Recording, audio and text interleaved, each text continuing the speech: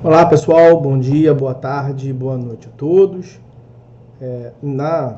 A decisão que eu separei para falar com os senhores nesse vídeo, ela versa sobre honorários advocatícios sucumbenciais, o tema 1076 do STJ e uma tentativa de distinção numa hipótese que eu vou lhes indicar já já. Deixa eu primeiro apresentar o julgado. Trata-se do recurso especial 1.743.330. A referência completa do julgado e a disponibilização da ementa os senhores encontrarão na descrição do vídeo, como de costume. O que nós tivemos aqui na origem que justificou a intervenção do STJ por meio desse recurso especial? Quais foram, portanto, os contornos fáticos desse julgado? Nós tivemos na origem um inventário judicial para partilha de bens de alguém que veio a falecer. E aí uma empresa ajuizou embargos de terceiro, alegando que não era para que o imóvel seja partilhado, porque ela era a proprietária do imóvel e não o de cujos. O juízo do inventário suspendeu, portanto, a partilha para analisar melhor essa questão da titularidade do imóvel. E aí o espólio interpôs agravo de instrumento, e deixa eu ir apresentando de pouquinho em pouquinho as previsões normativas para os senhores.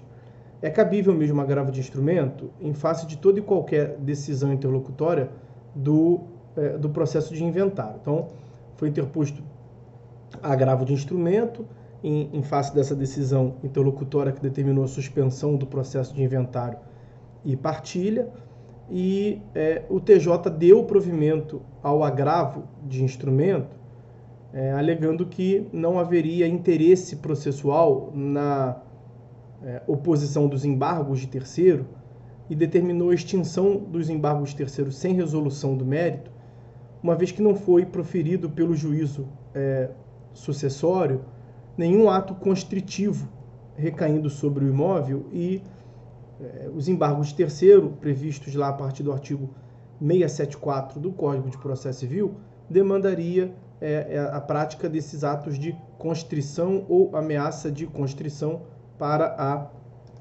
o cabimento dos embargos de terceiro. Então, por conta dessa razão, foi julgado extinto os embargos de terceiro. E o tribunal, ao julgar extintos os embargos de terceiro, fixou honorários advocatícios sucumbenciais de 10% do valor da causa. Acontece que o imóvel era avaliado em 20 milhões de reais. Então foi fixado honorários advocatícios de 10% de 20 milhões, não sei se os senhores já perceberam, 2 milhões de reais. Então a empresa interpôs esse RESP, que chegou até o STJ, a empresa que era embargante, né, nos embargos de terceiro, alegando que não deveria ser fixado honorários de 10%, mas que deveriam ser fixados honorários com base em equidade, por ter sido uma demanda muito simples, que tramitou cerca de 3 meses apenas. Então seria absolutamente desproporcional e injusta essa fixação no valor de 10%, no valor de 2 milhões. Aqui nós temos a regra quanto à fixação de honorários no artigo 85, parágrafo 2º. Então, causas que não envolvem a fazenda pública, os honorários serão entre 10% e 20% do valor da causa atualizado, do proveito econômico ou da condenação, se for a hipótese, levando em conta os critérios dos incisos do parágrafo 2º. E o parágrafo 3º é a regra nas causas que envolvam a fazenda pública. Então, envolvendo a fazenda pública, vai observar esses limites que vão diminuindo, a porcentagem vai diminuindo conforme aumenta o valor, né? Mas é o mesmo raciocínio, é uma porcentagem em cima do proveito econômico ou do valor da causa.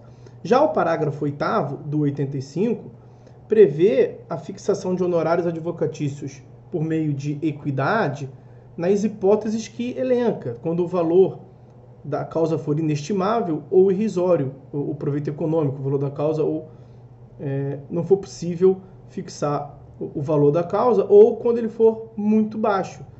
Os honorários são fixados por equidade. Depois até recentemente teve a edição de um parágrafo, parágrafo 8º-A, incluído pela Lei 14.365 de 2022, complementando a dicção desse parágrafo 8º e dizendo, olha, excelência, quando for fixar honorários por equidade, leve em conta a tabela dos honorários sucumbenciais previstos pelo Conselho Seccional da OAB. Tá? Então, isso que nós temos aqui do ponto de vista normativo. E aí, incide sobre essa discussão dos honorários no parágrafo 2º ou no parágrafo 8º, quer dizer, de 10% a 20%, ou por equidade, havia muita discussão quanto ao ponto, e o STJ fixou, por meio do tema 1076, que se deu por meio do julgamento desse recurso especial 1.850.512 de São Paulo, o STJ é um acórdão enorme, com mais de 200 laudas, e o STJ fixou as seguintes teses jurídicas fixadas. Primeiro item, a fixação dos honorários por apreciação equitativa não é permitida quando os valores da condenação da causa ou o proveito econômico da demanda forem elevados. É obrigatória, nesses casos, a observância dos percentuais previstos no parágrafos 2º e 3º do artigo 85, a depender da presença da Fazenda Pública na lide, os quais serão subsequentemente calculados sobre, primeiro, a condenação, ou o proveito econômico obtido, ou o valor atualizado da causa. Segundo item, apenas se admite arbitramento de honorários por equidade quando, havendo ou não condenação, o proveito econômico obtido pelo vencedor for inestimável ou irrisório, ou quando o valor da causa for muito baixo.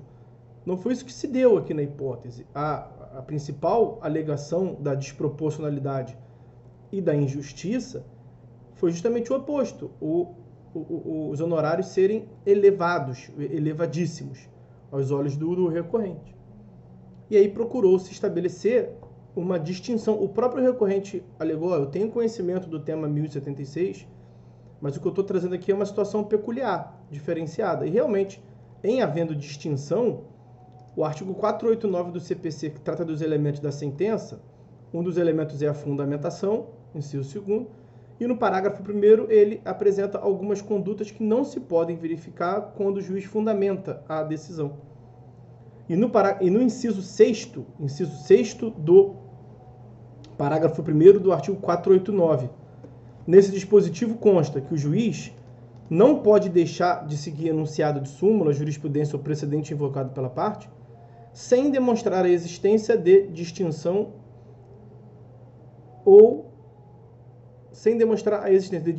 no caso em julgamento ou a superação do entendimento.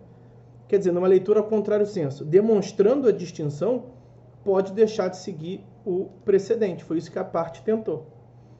E aí o que disse o STJ? O STJ não acolheu os argumentos da recorrente.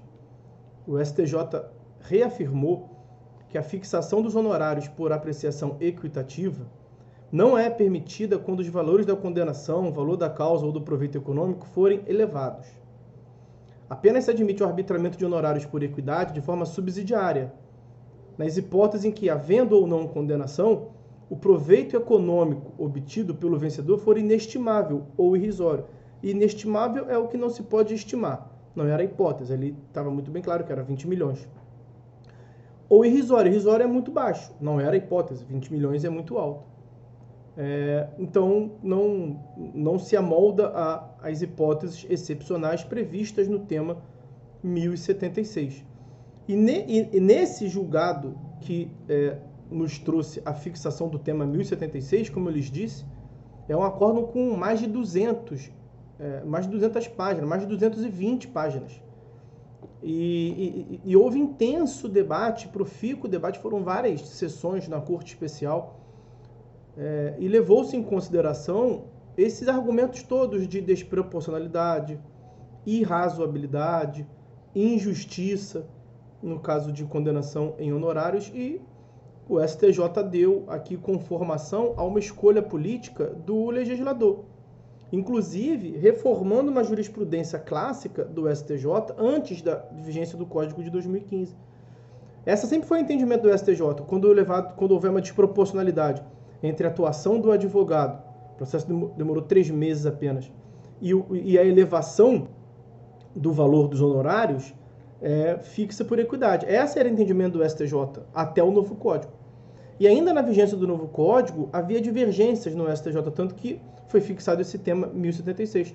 E a Corte Especial, por maioria, chegou à conclusão de que é caso de aplicar literalmente a previsão dos parágrafos 2º e 3º do artigo 85, e com o parágrafo 8º.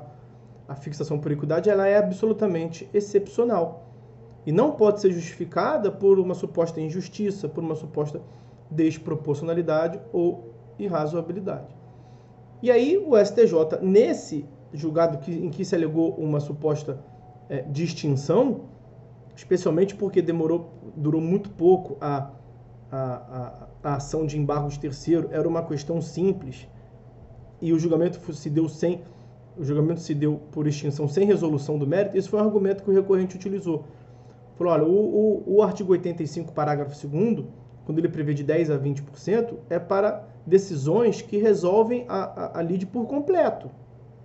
Nesse caso, teve uma extinção sem resolução do mérito por falta de interesse de agir e demorou 3 meses apenas. Então, aqui temos um caso distinto.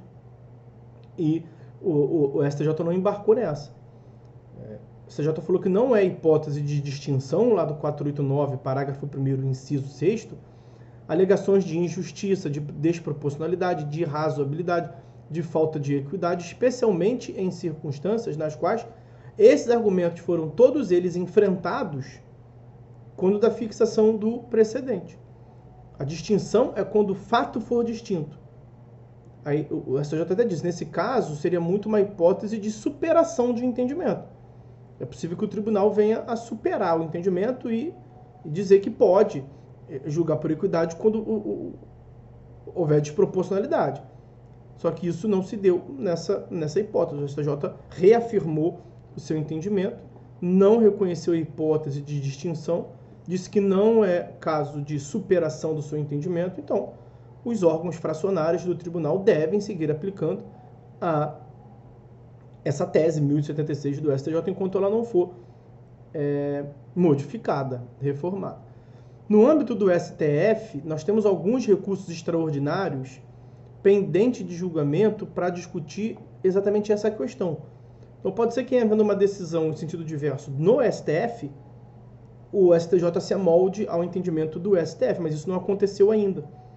E os recursos extraordinários que estão lá no STF pendentes de julgamento são o RE 1412073, 1412074 e 1412069. Então, tem 3 recursos extraordinários pendentes de julgamento em conjunto, justamente nessa mesma lógica de fixação de honorários advocatícios sucumbenciais quando o valor da causa for elevado.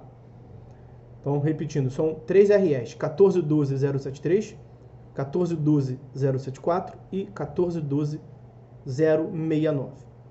Então, em sede conclusiva, qual foi a posição do STJ nesse julgado que eu lhes trouxe agora, RESP 1743330? Aspas. A circunstância de a ação ter sido extinta sem resolução do mérito, conquanto se trate de uma situação de fato, não é suficientemente relevante para aplicar distinguishing em relação ao precedente firmado no julgamento do tema 1076. Especialmente porque essa circunstância fática também estava presente em 2 dos recursos representativos daquela controvérsia, e ainda assim, a Corte Especial compreendeu se tratar de hipótese em que a regra do artigo 85, parágrafos 2º e 3º do CPC, igualmente deveria ser aplicada de maneira literal. Então, meus amigos, isso que eu separei para conversar com os senhores nesse vídeo. Por hora é só, fiquem todos com Deus e até a próxima.